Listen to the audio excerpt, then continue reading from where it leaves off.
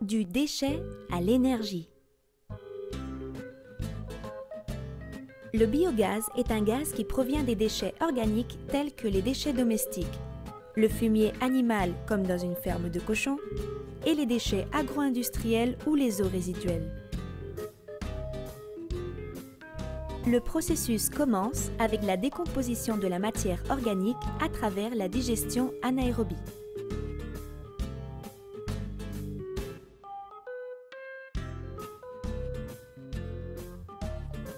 La digestion anaérobie est un processus biologique qui, en l'absence d'oxygène, transforme la matière organique en biogaz, qui est un mélange composé principalement de 60-70% de méthane et entre 30 et 40% de dioxyde de carbone.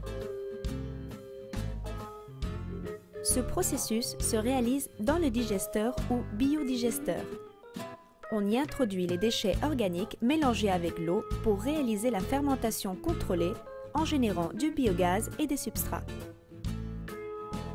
Si on calcule que la valeur moyenne du méthane est de 65%, on peut affirmer que 1 m3 de biogaz est équivalent à l'énergie de 0,65 m3 de gaz naturel et qu'il peut produire 2,8 kWh d'énergie électrique renouvelable.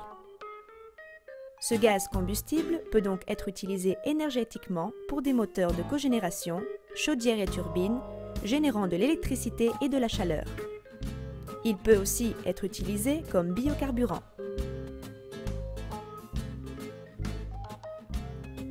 Le biogaz est considéré comme une technologie appropriée puisque son utilisation procure des avantages aux personnes et à l'environnement. Et il réunit certaines qualités telles que il ne cause de dommages ni aux personnes ni à la faune et la flore. Il ne compromet pas de façon irrémédiable le patrimoine naturel. Il améliore les conditions basiques de la vie des personnes. Il n'a pas d'effet irréversible. Il satisfait un besoin que d'autres produits et d'autres technologies ne peuvent pas fournir. On peut aussi diviser ces bénéfices en bénéfices énergétiques, environnementaux, économiques et socio-économiques. Les bénéfices énergétiques sont la génération du combustible renouvelable de haute qualité et le processus net de production d'énergie. Si on tient compte des bénéfices environnementaux, on peut souligner que le biogaz n'entraîne pas une augmentation du gaz à effet de serre dans l'atmosphère, puisque la quantité de CO2 diffusée fait partie d'un flux de circulation continu entre l'atmosphère et la végétation.